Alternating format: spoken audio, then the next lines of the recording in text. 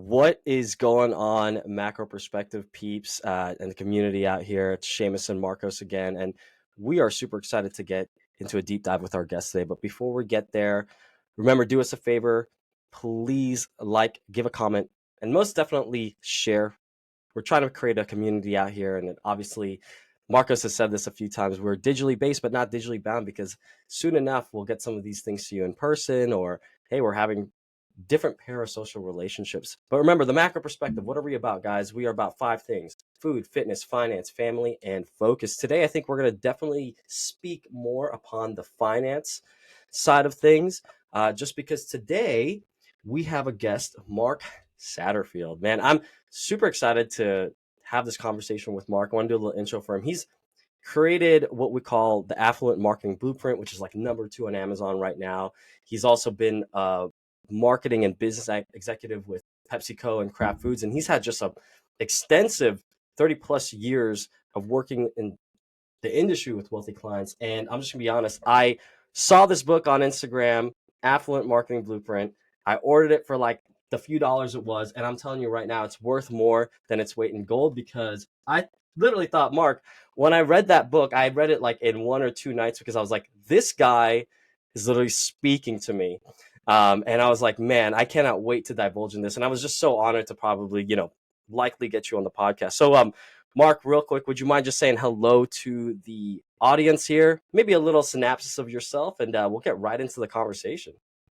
Well, first, thank you so much for those kind words. I'm absolutely honored and delighted to be here. And yeah, I mean, marketing has been what I've been doing for the last 30 years. My specific focus is how can we get more wealthy, affluent clients? Because basically, trying to sell to poor people doesn't make a lot of sense. It's a pain in the ass, and that's been my focus. So looking forward to sharing some of the things that I've learned over the 30 years, and sharing some of the successes that my clients have had that hopefully our viewers and listeners can incorporate into their own business development process.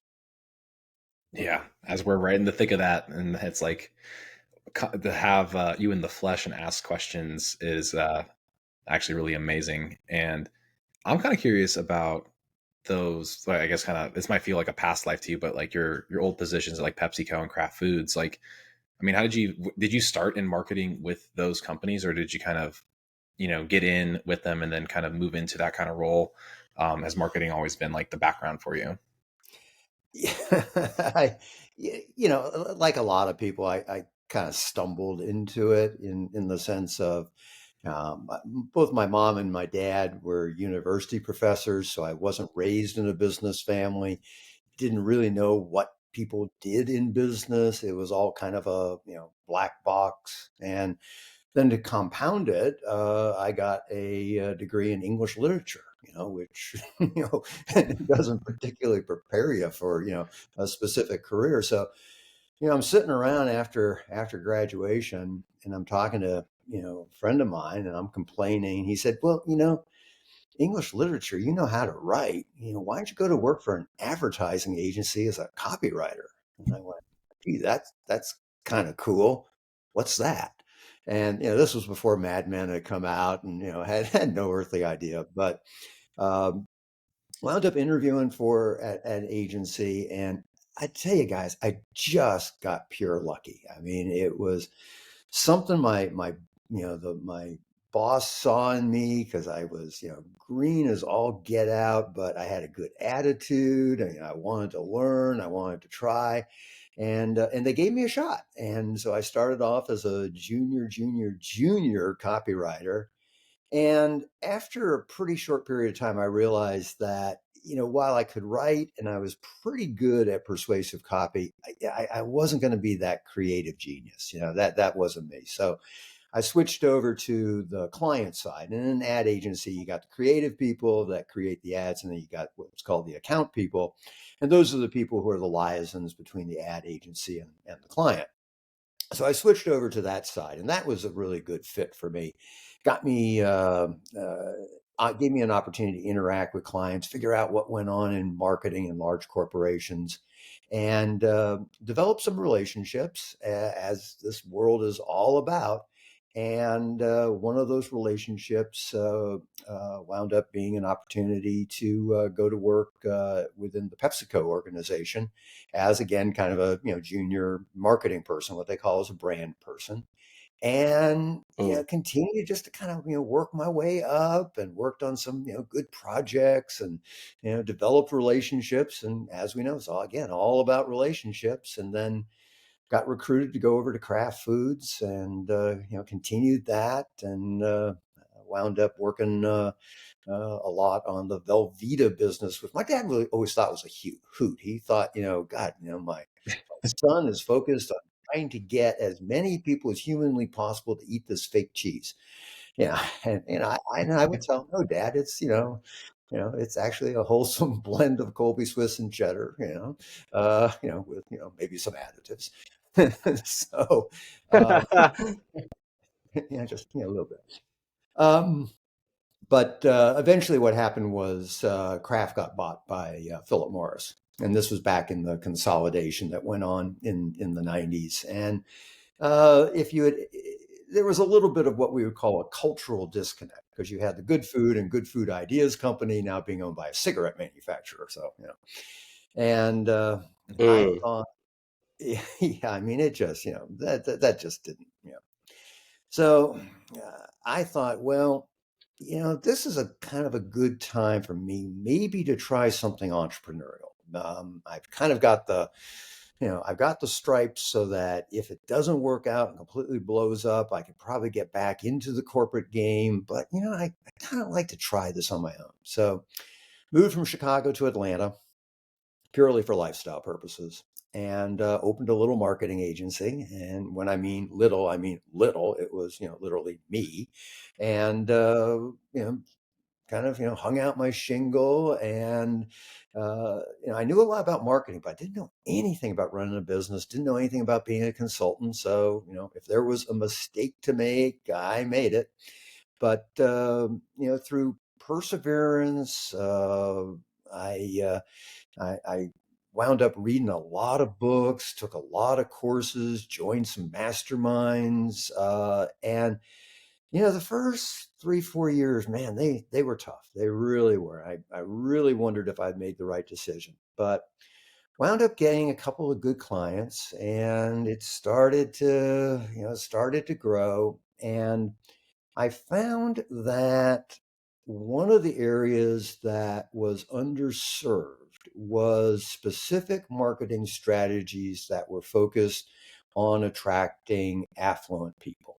Uh, so there were a lot of clients that were in wealth management, that were in luxury real estate, that were in art galleries, fitness centers. I mean, the list goes on and on. And what they had kind of heard was, yeah, I really like you, but I can't afford you.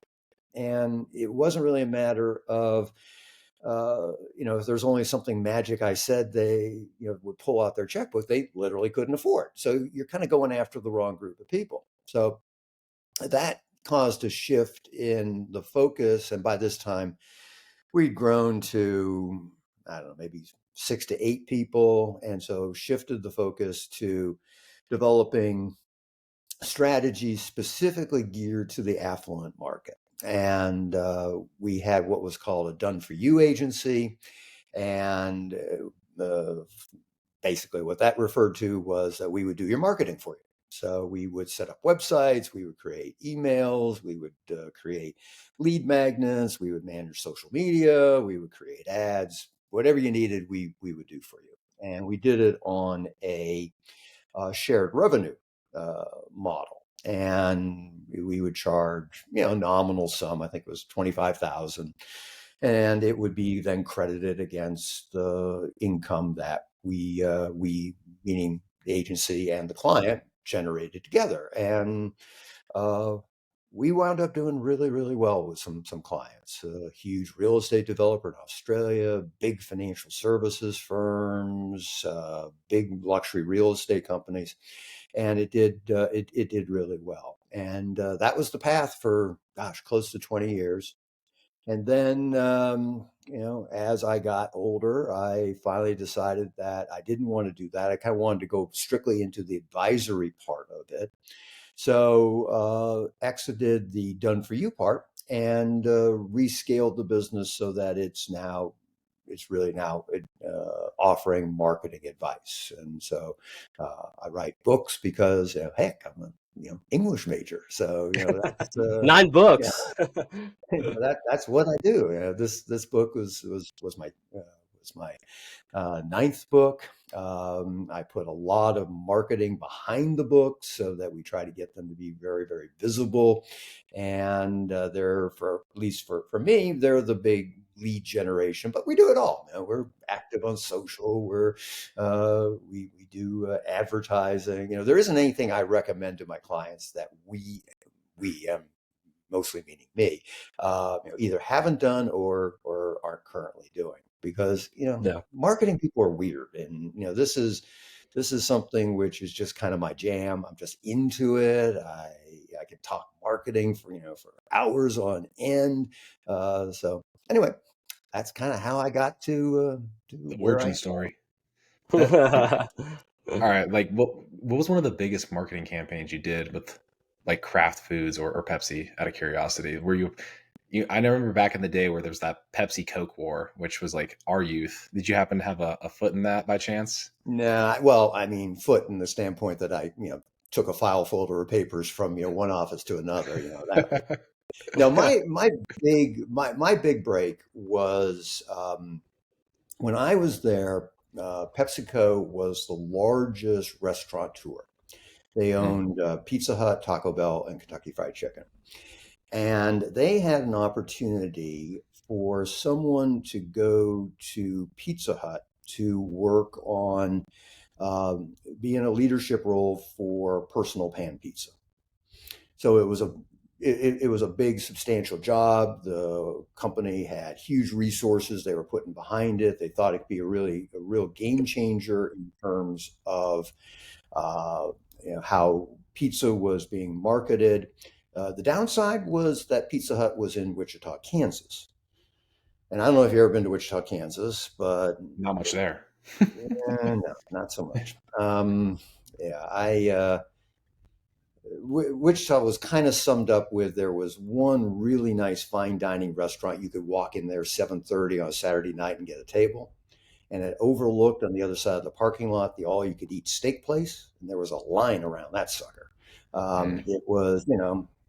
It was Wichita, Kansas, but I was at a stage where I said, hey, I would go any place, do anything if it made good career sense. So I went to Wichita, uh, led a team that was just phenomenal.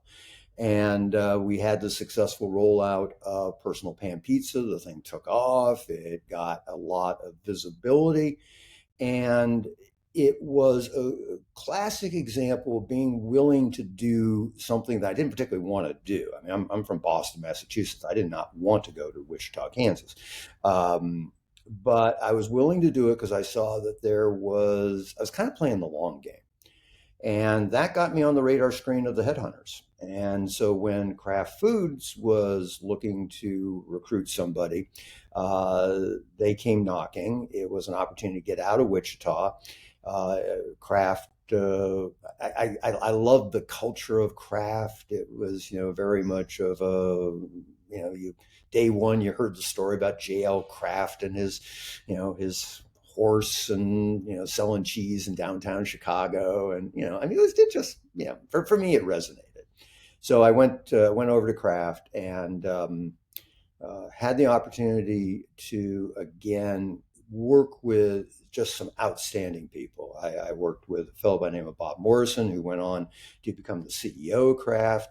My closest friend there was a fellow by the name of Bob Eckert, who eventually became CEO, then went on to become CEO of Mattel. Um, and in corporate life, it's really who you align yourself with. And I keep hate harping on relationships, but it's so much that. And you got to work hard, you got to be smart, but everybody works hard, everybody works smart. It's the ability to get along with other people. And had the opportunity to work on Velveeta, which was a big visible brand. Had the opportunity to work on some other brands as well, and it was just a great experience. But I'm a believer that, at least for me, corporate was a great experience early in my career. I Mm. don't think I could have done what I eventually did without that foundation. But as my as my boss once told me in the performance review, he said, we'll fill out the HR forms later on. Mark, the way I see your performance is, if you are interested in the topic, there's nobody better than you. And if you're not interested in the topic, everybody is better than you. So, so when you get that kind of feedback, you kind of think, maybe an entrepreneurial venture is, probably not completely out of the realm of possibility. Yeah, that's a good start. I love this story, man. Wow, this is like my childhood, like the Pepsi Wars and like all the Velveeta and all that. Like just hearing to hear about this kind of in the back end, what you've been doing the last 30 years is so cool. And then being able to go, okay, hey, I've done the corporate thing. What I know the performance review, you kind of got it, but did you then start believing like, okay, I need to start being an entrepreneur because of what's going on in corporate, or did you want to do it because I know you mentioned lifestyle? What was it about that entrepreneurial journey that attracted you to be like, okay, I'm willing to go out on my own? You know, it was the strangest thing, but I mean, there was a moment of epiphany. And I remember, I can still picture it to this day, 30 some odd years later, being at one of those HR retreat things, where you're building bridges and doing all sorts of stuff. Anyway, we were on break. And I had grabbed this copy of this book called The Computer Entrepreneurs. And it was these little 2-page, 3-page summaries of people's careers who were in, as they called it, the upstart computer revolution. So, I mean, you got to remember, this is, back in this is back in like 1990. Um, and it was profiles of all these people that, were starting up businesses. Some of them were computer related, some of them were publicity related, some of them were, financial related. And I just read these things and I went, man, that is so cool. I would love to do that kind of thing. And I remember, looking at these profiles and figuring out how old these people were and realizing, hey, I was in that sweet spot. So that was kind of the thing that was the moment that said, hey, I kind of want to do something where I'm piloting my own little ship. Now, Yeah. obviously, I'm not a tech guy, so it wasn't so much that I'm going to go be a tech entrepreneur, but I love the idea of doing something where I could kind of call the shots and and Yeah. and uh, you know, captain the dinghy, so to speak. Yeah. No, that's man, that's a great story. Well, with that said, I know I wanted to ask because now we've gotten that origin story and we got there. You mentioned earlier, hey, getting the right people to buy your stuff, sell to, things like that.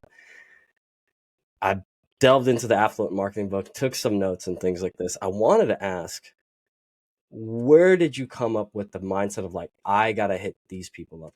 The stats in your book say like that's 1/3 of the market. It was like 38, 39% of the market are the affluent, and no one's capturing that in a way that makes the wealthy want to work with you, the billionaires, the millionaires. How did you know, okay, I want to work with these people. I want to work with these people. I think this is going to be a great market for me. Uh, I found that the clients that were interested in that particular market Hmm. were were interesting people.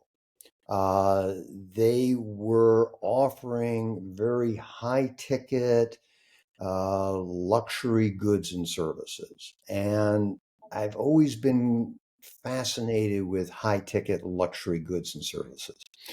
Um, so the we had one of the early clients that was the home run was a real estate developer in Australia.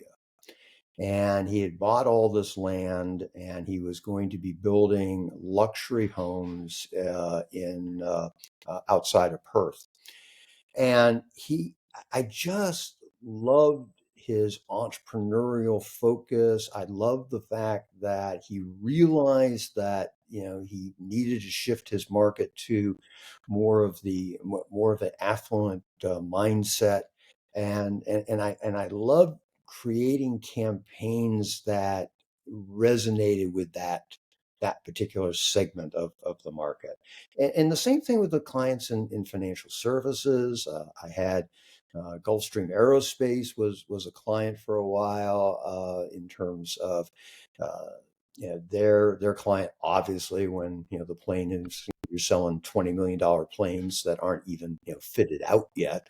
But I liked I liked dealing with companies that were going after this particular client base. And I found that the affluent market breaks down into all sorts of different subsets. And you've got the inherited wealth, you've got the people that grew up with literally nothing, but by dint of just sheer hard work, they created great companies that they then sold. You have older, you have younger, so I found that it was a very interesting market, because although it was a niche market unto itself, it breaks down into numbers of different subsets. Mm. So there was a lot of there were a lot of nuances, but by and large, when you're going after the affluent market, you're trying to convince relatively sophisticated, smart people that your product or service is something they should at least consider. So your marketing needs to be relatively sophisticated, and that's the kind of thing I like doing. I don't like just yammering at people with dumbass comments or slogans. That's not what I do. So I don't know if I answered your question or not, but No, yeah, yeah. That Oh, it did.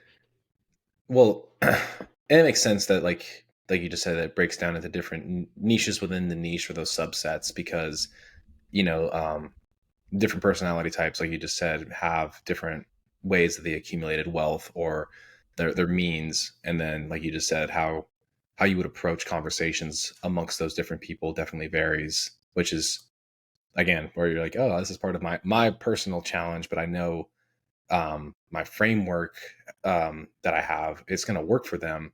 But maybe does, I mean, I guess, does it change? Does the framework really kind of remain the same amidst all those subsets, or is there little deviations that occur as a result of those people? it that's a good question. What we find as a general rule, and keep in mind it's a general rule, it's the sharp tip of the spear that varies. So it's the lead magnet, is how you get their attention. That the more you can micro niche that to them as individuals. There's this phrase in marketing called market to message match. And fundamentally, what that means is, to what extent does your prospect see a reflection of him or herself in your marketing materials? So you want to have your lead generation be very, very specific. But once you get them to opt in, once you start to build the relationship, then it becomes more, I'm going to say, one go, all go. And I don't mean it in a simplistic or pejorative sense, but it doesn't have to be as nuanced or niche.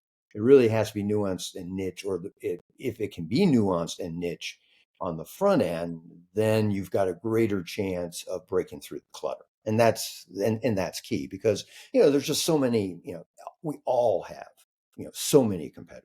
I mean, there's Hmm. a gazillion real number marketing guys out there. Why me?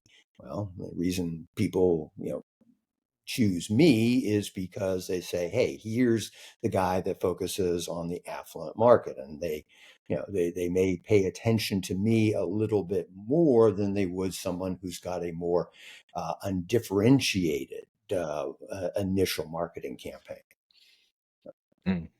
Yeah, we ran into this quote problem. How many months ago was that, Seamus? Where we're thinking about our audience, we're thinking about who we want to attract, kind of like you're saying, and it was too Yeah. wide of a net. And the person we had on described it as like, if you're just throwing a big net out there, you're probably not going to catch anything. You got fish slipping through the cracks of it. Maybe you're just catching tuna. I think that's part of his analogy. And then he's like, that's that visual helped me understand. Oh, that's where the niching it has to go down. And he was like, all right, so who is your avatar? Who are the people you're generally working with? Is it male and female? Like, that was the first question. I was like, an even split. He's like, all right, like, we got to do a deeper dive into like what these people all have in common so you can find that theme and then relay that message, which now is like, oh, now it totally makes sense. And we can hopefully tie that together with what you're saying, right? Like, those are the people, those are the ones, that's the marketing material. But as they're in, like you're saying, like the framework of stuff, it's like there's a lot of fundamental principles that have to, be intact. If for us it's nutrition, there's only really one way of doing it right and wrong, right? And it's understanding these core principles. So it totally resonates and makes sense. Like you're saying, like, yeah, like on the inside, you can help these people, but attracting them, that's like the hardest part, that lead magnet. Yeah. And we're Right. And I we're think, learning. that one of the things I put in the book was that exercise of creating your avatar.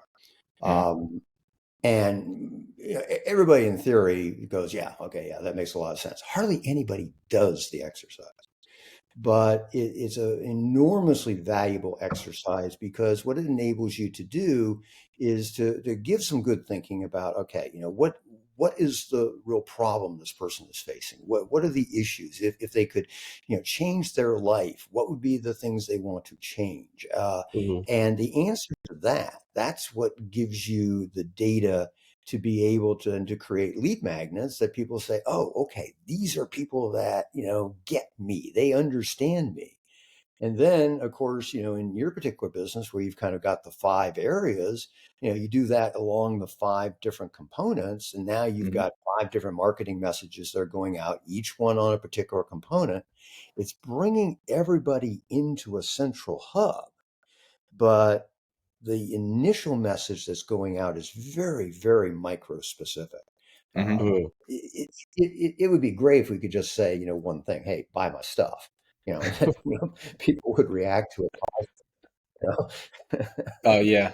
Well, and it's funny you mentioned that, because while those pillars are the framework, right, so to speak, the people we want to attract is what we've identified as athlete 2.0, which is the reemergence of athleticism amongst busy professionals. Is really like our elevator pitch. So the people are like, "Ah, that resonates. I'm now a busy dad, but I love the idea of being able to go play the sport with my kids." These people seem to understand that because they've gone through it, they're in it. Literally, that's my life.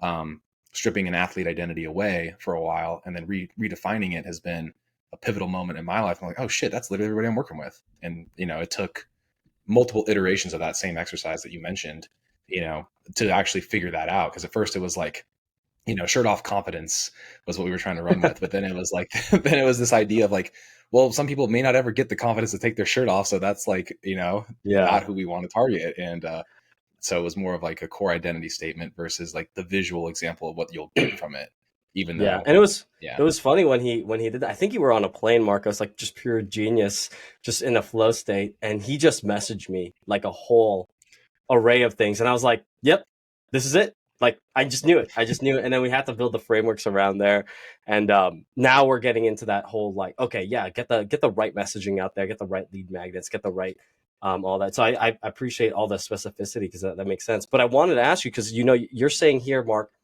you got to get through the clutter. You got to get through the clutter, right? But with the affluent, I know I read in your book, the affluent, you like to say, well, you did say that they're very much tribal, right? They're very much tribal. So it's like I understand tribalism because Marcus and I are in like the CrossFit scene or like the cultures in the gyms that we manage or things like this. And I'm like, oh, I know there's cliques in there. You don't get in with the clique, if you haven't been around in a while, or are you part of the competition crew or something like this? And um if you're trying to get through the clutter, but you also have to get through that tribalism, what are some key points you would give to someone to be like, okay, get their attention, but also now you've also got to make them feel like you're part of their tribe. Right, right. I mean, it's very clear the affluent do business with one or more of three groups of people: those they know, those that are referred to them by those they know, and those that are recognized experts in their field. So the I tell people that usually the best strategy is to focus on number one and number three. So getting known, it doesn't mean that you're hanging out at the yacht with them, but it does mean that you are familiar with them. So you want to figure out, of course, where those people are, and you want to attend those events, functions, whatever they are, on a regular basis. And it's a pain in the tuchus, especially if you're someone like me, who always feels a little uncomfortable when I'm in a situation where I don't know anyone, and I'm good at keeping a conversation going, but going up and getting that initial conversation, yeah, I'm uncomfortable with that. But you gotta suck it up, and you gotta, do that. And after a while, after like three or four of them, now you start to become somebody that is a familiar face in the crowd. And Mhm. then over a period of time, what happens is now you become known. Now, known is, connected with gossamer strands, but you are at least known. But I think becoming that recognized expert is where a lot of people focus appropriately. And it may be, I hate to use the word easy, but it may be easier than some of the others. The getting known is really a two-pronged strategy. One, there's your product or service. There's your methodology. There's your particular, health regimen, your particular, nutritional philosophy. There may be, particular, vitamins or supplements that people can buy, and there's benefits to those. There's exercises they can do, and they can subscribe to that, and there's a benefit that they can get from that, and those are important. But oftentimes, what people overlook is that equally, if not more important, is you. Um, with my private clients, what I work very hard at is what's the strategy to get you famous? Because if we can get you famous, if we can get you as that recognized expert, if we can get them to buy into you, then they'll buy all the other stuff that you got. Whereas if you're just offering nutritional supplements, if you're just offering an exercise program, you got one, that guy has got one, this person over here's got one, you know, who do I choose? It's all kind of sounds the same. Whereas if it is, if I'm connected to Marcos because, I think Marcos is cool and I really like, his approach, and I like his methodology, and I kind of like the way he comes across, and I'm kind of intrigued with, his family and his friends, and he's educating me, but I'm also getting a little peek in terms of his life, what's going on with him, Mhm. and that's kind of cool. This is all structured. This doesn't happen by accident. You don't just, take your camera and, say, okay, I'm going to go for a walk today, up on Instagram. Now I'm famous. There's, again, it'd be nice, you combine that with the buy my stuff, slogan, and away you go. Uh, but if we can get them to connect with you, if we can get them to know and trust you, ideally, if we can get them to know, like, and trust you, then, they'll pretty much buy whatever you have to offer. But if you don't do that, then you're just offering it. I hate to say commodity, but it does become a commodity in the mind of your prospective client. In your mind, it's obviously very different, and there's very significant differences between what you do versus what your competitors do. But the people you're trying to sell to don't have that level of sophistication in terms of Mhm. subject matter. So to them, it all kind of sounds alike. So who do I choose? Well, I choose the person that I'm kind of resonating with, who I think is Yeah. kind of Yeah. cool. That's Yeah. so That funny that you're saying this. personal story. Yeah. Yeah. No, because it's because Marcos and I are obviously the macro perspective blended into one, right? And then we have our differing brands of each other. But I was just telling Marcos, I was like, what are our frameworks? Let's recut on reiterating these frameworks, and people will start listening to that. Put them into a trance. Like say the things that we talk about, and keep bringing up the five things. Keep bringing up the things that Marcos and I created, and um, it's just a way to not only showcase the brand, but also for them to be like, well, yeah, how do these guys implement it? Not just with their clients, but with themselves. But yeah, Marcos, go ahead. No. Yeah. That's I've heard a very similar story, Mark, with many of people, and I think, like you just said, it's like how do they want to hang out with you, the person, but also like I don't want it to just be riding the coattails of myself or Seamus. It's like, how do they also recognize like the brand? Because then it's like, then they're only seeking us out. And if you have a team of people that do help you, deliver your mission, then it's like, then they're just seeking out you, the professional. And I think that then means like, okay, well, like you just said, I mean, well, maybe if it is the affluent marketing, oh yeah, then I only need 5 clients that are paying, 5 grand a month, and it's easy. But um, yeah, like how do you how would one go about doing that for a brand versus just a person? Because I think that I know that you have to be a part of that, maybe like you just said, for the first 3 4 5 years, and that's like just something you have to kind of swallow, like you did yourself, because they were seeking you out, right? And they weren't seeking out like your agency, right? um, how do you eventually remove yourself from the equation, or do you not ever?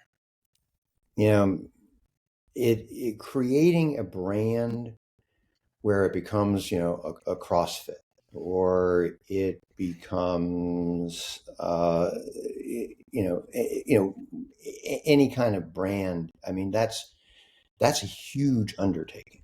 I mean, you have to have enormous marketing muscle behind you to just break through and get people to, understand and recall the brand. Mm, Can it be done? Absolutely. I mean, do I know the brand CrossFit? Yes, I do. Do I know the person behind CrossFit? No, I don't. yeah, Um, not anymore, at so least.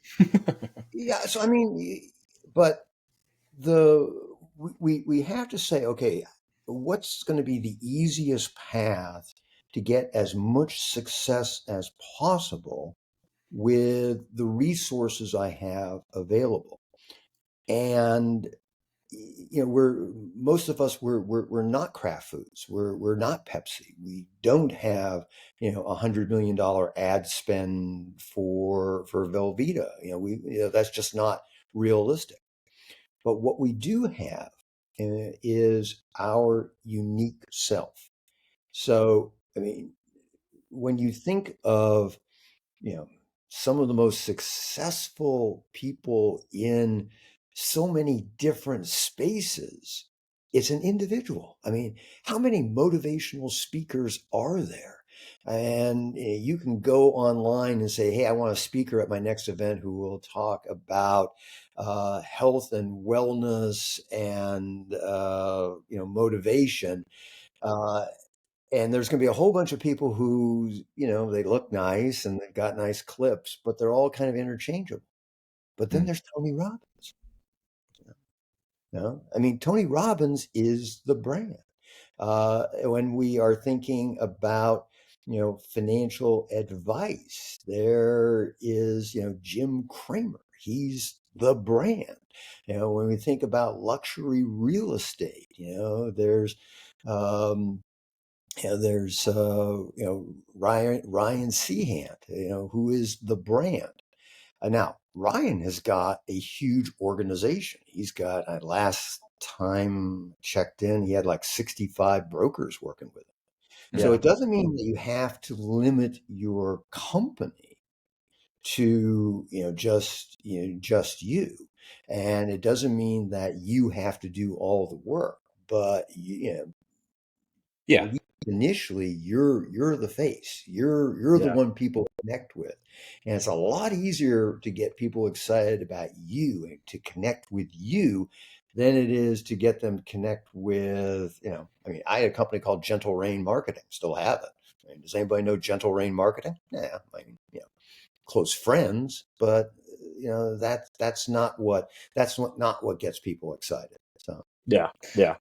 That's good advice, though. I mean, even though it wasn't like you were creating it as an advice statement, because it's like the brand has to be true to the people that really need to be at the top, more or less, and for, make that be the thing that you're positioning to the leads or the people or the audience as a whole. And I think I needed to hear that today, because it's like, how I was wondering, like, how do I make it so it's like they don't associate me with it, in a sense, because I don't want it to feel like it's like just me or just Seamus, right? Like, Yeah. um, but again, it's like maybe that is the wrong way of thinking based off of your expertise here. Um, so yeah, I back to mean, my back to the my grind. counsel my counsel to you would be, don't walk away from that. Your the equity is you two guys, your personality. People. Somebody a lot smarter than me once said to me, Mark, always remember that people buy from people. People don't buy from companies. Mm. And I went through what you guys are going through. I mean, I thought, Gentle Rain Marketing. I wanted to build a company. I wanted to build an agency. I wanted to create the Gentle Rain brand, and I had a really cool logo, and I mean, it was all cool stuff. But at some point, I realized that even though I had a good number of people working with me, even though once a client came on board, most of the time they never actually interacted with me to any large extent. Uh, it was me. That's what got them in the door. That's what connected them. They, read my Yeah. book. They saw my videos. They, went to back in the day when we used to do live events. They saw me speak. I mean, Yeah. yeah. Yeah. That's one of the things that I told Marcos is because I've been part of these like groups, coaching, and like the person that attracted me in there. One thing that always kind of rubbed me in the wrong way was like, man, I just put a lot of money down. You attracted me. I don't get to work with you at all. I mean, I remember one group like 2 years ago, I was getting coached up. I'm more in the fitness and nutrition space. And the guy like had thousands of people in there and literally multiple people like back to back were like, good luck on getting a response from him on like someone's like question. And I told Marcos one of the things I wanted with our brand, the macro perspective, and our coaching and our offering in our groups is that will never happen.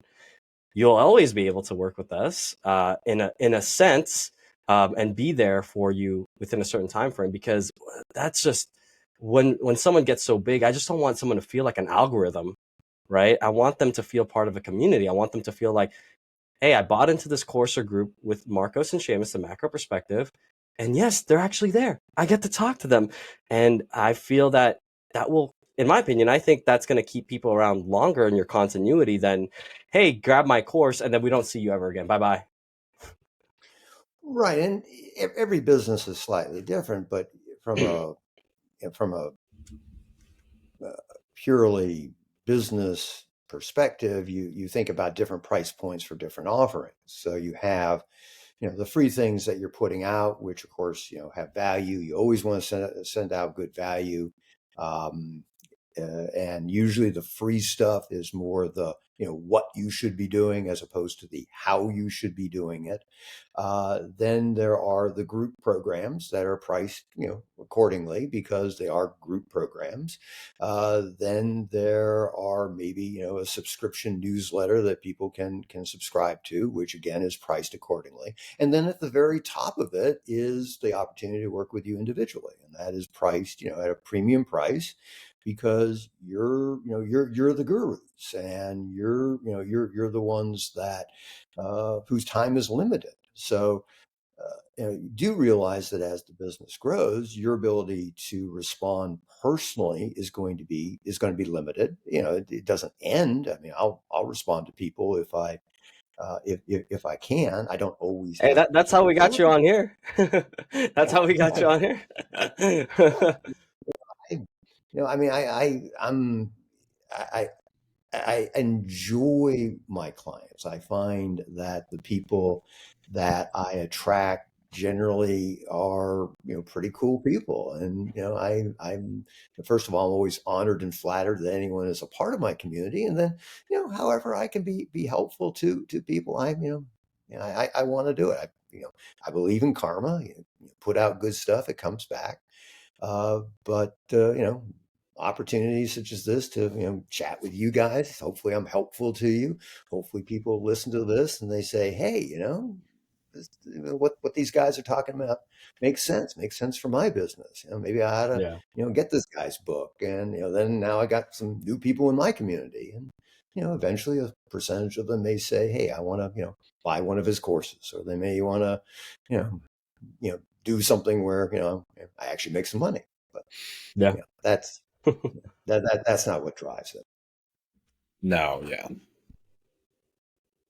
Um, Real quick, in the book, and everyone should get this book. Like again, we'll put the link in the bio. Just a few bucks for shipping. Again, more than its weight in gold because it's freaking phenomenal. There was literally one part in there, Mark, and Marcos, I think maybe you might understand this, but like he literally said, when speaking with the affluent, don't speak about the things you like. All right. What you're probably speaking about is more middle class kind of stuff. And then he goes, I'm into comics. Mark goes, like, I'm into comics. I'm into comics. Like, I love reading the weeklies. And then he goes, they're not gonna like that. They're probably gonna like, maybe talking about travel, wine, music, something like that. How did you figure this out, Mark? Because I was laughing when I was reading this. I was like, man, he's speaking to the heart right now. He's speaking to the heart. Well, I am a hardcore comic book guy. I mean, that's been, I mean, I'm actually back in the day. I was one of the larger comic book speculators before the before the market crashed on that. But yeah, I mean, the big things are if you're at a what I'll call a generic event that attracts the affluent. So that's the symphony, the opera, the various philanthropic causes, the health things. You need to be able to talk about the activities and hobbies that these people will tend to engage in, and wine and is probably the number one. So it's good to be able to be conversant about that. But you know, putting that aside, it's you can leverage you can leverage your hobbies, some more so than others. So, we've had clients that were into skeet shooting that would get involved in those particular types of clubs. Obviously, cars, antique cars, high performance cars. It puts you, within an arena to get to know affluent people. Golf is, a classic one. I live here in Pinehurst. Having a golf outing at a local country club, may not be particularly a big deal for the affluent in a neighborhood, but Pinehurst, we're a bucket list course, and so people have outings here. So yeah, you gotta pick your spots, and where my natural interests were in terms of comic books, weren't necessarily going to line up with I mean, that's cool fellow geeks, but you gotta Yeah, fellow geeks, you fellow geeks. We got gotta be another community smart. for that. Yeah, Comic Con. Yeah, where you guys are. That's probably not where you're attracting those leads. Yeah, yeah. Bless their heart, as we say here in the South. uh, no, so I mean, obviously, the right person, the affluent people. I mean, obviously, that's like your bread and butter. I mean, that's obviously like where you land. So, I mean, I could feel like a lot of people listening to this probably aren't to that point in their careers. I would say that we aren't either to marketing to affluent people. How do you build up to getting there? How do you? I don't think you build up. I think you're there now. I think everyone is there now in this. If they've ever heard, I can't afford what you have to offer. If you've Okay. ever heard that, then you're not marketing to the affluent as is defined for your business. Now, realistically, I work with Gulfstream Aerospace. They're trying to sell private jets. They're selling to, they're selling to billionaires. But you guys, you are looking for people who have got discretionary income. You're looking for people that will, invest. You're looking for people that aren't living paycheck to paycheck. The principles are exactly the same. You don't have to carry it maybe to the nth degree that some of our clients do, who really need people who I've got financial services clients who really do not want to work with anyone who's got less than $20 million in investable assets. That's not you guys. But everything we talk about in terms of getting people who can afford what you have to offer, the fundamental principles are exactly the same. So I Mm, don't think it's that you're aspiring to get to that point. I think it's that you just want to you want to get to people who have money who can spend it with you. And that pretty much is everybody. yeah, that makes sense. And that's funny because I had a call with somebody it was like a 24-hour turnaround client, and as soon as like the buzzword of like you mentioned, referral from a friend that already had a great result. So like, okay, this person's already vested because that person's showing themselves off and they have a new level of newfound confidence. They already trust me as the expert because they've seen the result, like you said, the 1 in 3, right? And then, well, then oh, I live in New York and I'm a doctor, and I'm like, I'm actually probably not charging enough for this person, but I'm like staying in where I feel I guess I am at the current time. Um, but I mean, should I have charged more? Like, I mean, that's a kind of a good question. I think like if you're in a position where like you have like those 1 in 3, and you're trying to eventually get to like your, I guess like your North Star for number or dollar amount per client. Do you start, when do you start doing that? Like, how do you figure out a price hike, if you will? Well, that's a complicated question. But look, the general speaking is people equate value with price. Hmm. So if you are charging, $15 an hour, um, I'm going to have in my mindset that you're a $15 an hour guy. If you are charging, $90 an hour, I've got a completely different way that I think about you. Now, if I so the price goes into the factor of how I perceive you. Mm. Uh, Now, can you overprice? Absolutely. I mean, charge $1 million an hour. Well, good for you. Go with God. But I would I guess the two thoughts. One, certainly err on the price of high, Hmm. because the types of clients that you want, are going to be able to afford that. But then also think about, okay, so if someone can't afford this, how can I adjust my delivery to a way that's perhaps more affordable? So, my personal private coaching at this stage where I'm not in it for the money anymore, it is much more expensive than joining my group coaching program, which is much more expensive than joining my paid newsletter subscription, which is more expensive than all the other stuff that I put out there, which is free. So you want to think about a tiered approach to there's a level of service that people get that's a premium priced service. Now I can't tell you what that number is, but it's a premium price service. Then if your marketing is such that it's going out and attracting those people who can afford it, then then the pricing doesn't become the issue. You're one of the nice things. I mean, a simple way of doing this is to create a great lead magnet free report, video, whatever, as long as it's something that speaks to the needs of your particular niche audience.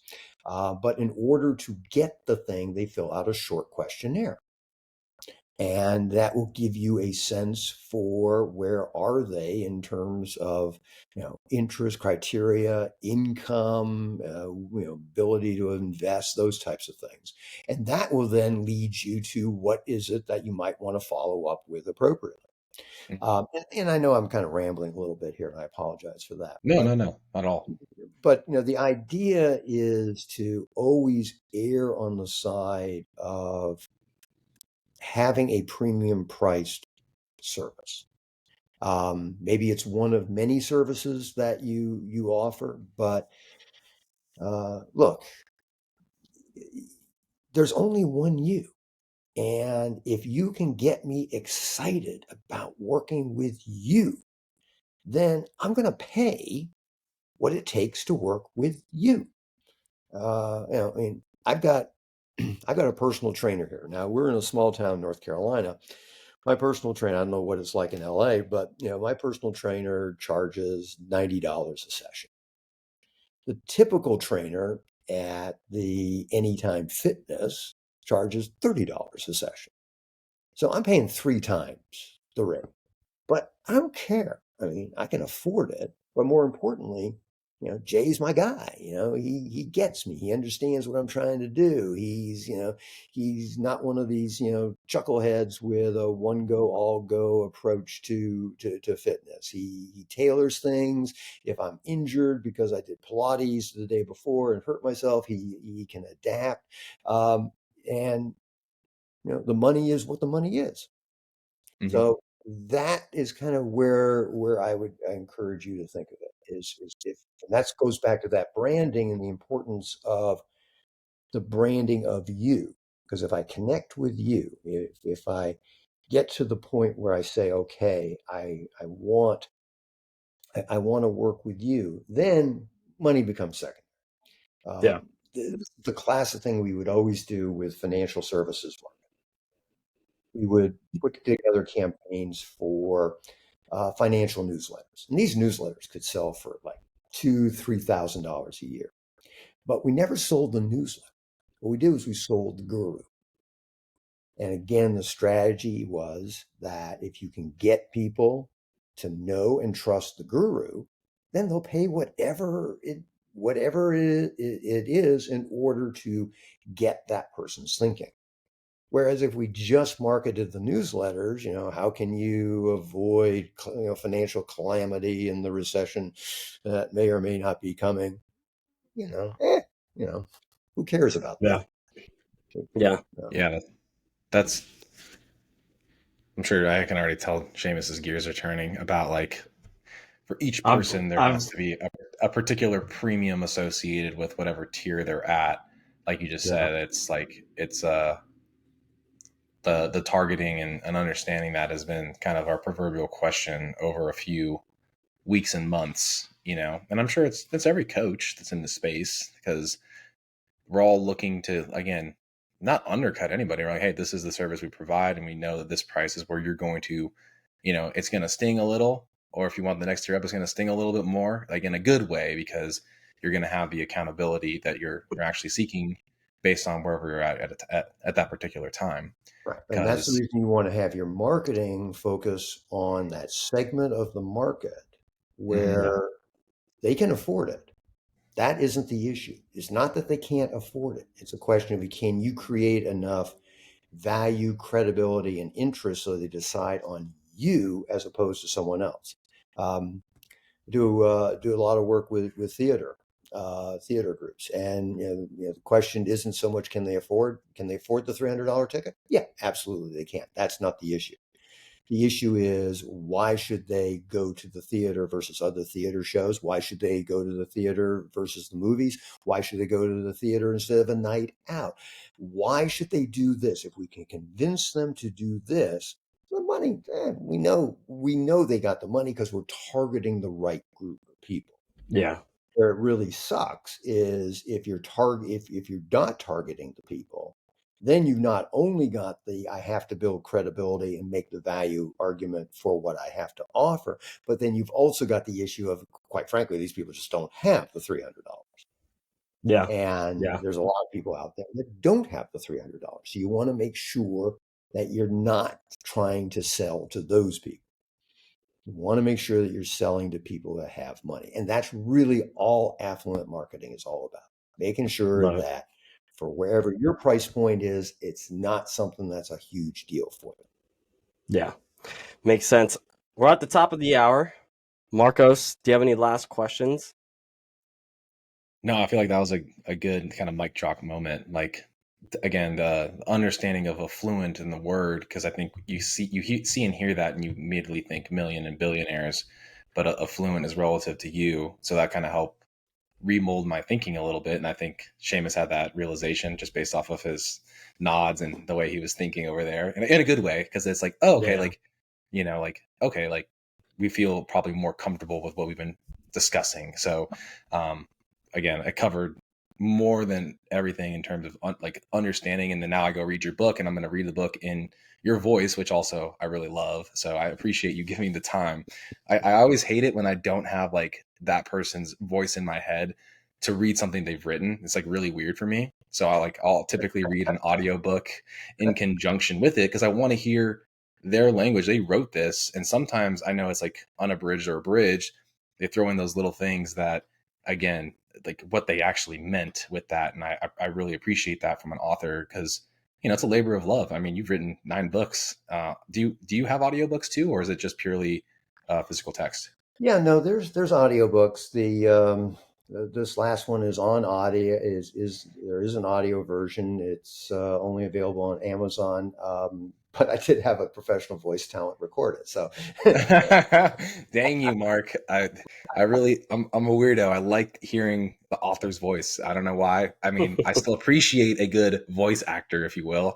But nonetheless, I like it when people get in there and, I said it this way as I wrote it, but this is what I'm saying it as now. I can really appreciate, because I think it, the analogy you may have used or whatever other literary device, like, I don't know, it's actually made me enjoy reading a lot more, which, as a student, I mean, my background's in math and analytical stuff, so it was very dry textbook. So this actually makes reading more pleasurable. So, cool. Seamus, you got anything else? No, I just really want to say, Mark, thank you from the bottom of my heart. Just getting to connect with you. Like, you put that book out and it attracted me. I got into it and I just said, wow, this book is literally written for me. I don't know. I feel like maybe we just had the same similar things. But it was a wealth of wisdom. And for the people that are listening to this, you get to hear it from him, but you got to get this book and check out Mark on the socials that we'll connect. And, yeah, Mark, anything else to kind of close off, or where people can find you, or what they should do closing here? No, I think obviously, trying to spread the word via the book. So it's affluentmarketingfreebook.com. And I really I'm honored and flattered you guys having me on your show. It was I've done a number of these. You guys are really good at this. This is I can't believe an hour went by that quickly. So kudos to you. We appreciate that. We're still taking we're still taking our licks and having practice reps, though. This has been an amazing journey, and we appreciate that feedback wholeheartedly, because we look back to our first ones and we weren't very good. We, reading on a script or something like that, or ideas and topics, and now it's completely different. And it's, again, finding people that we're genuinely interested in, or have a few ideas that we're interested in, has been really helpful with that. So thank you. And with that, guys, again, we appreciate Mark and his time. And that's affluentmarketingfreebook.com. We'll have it linked in the show notes for you guys to get there. All that's required is you covering shipping and handling, or you can get it from Amazon if you really want to get it the next day because you're super eager. And there's an additional premium there.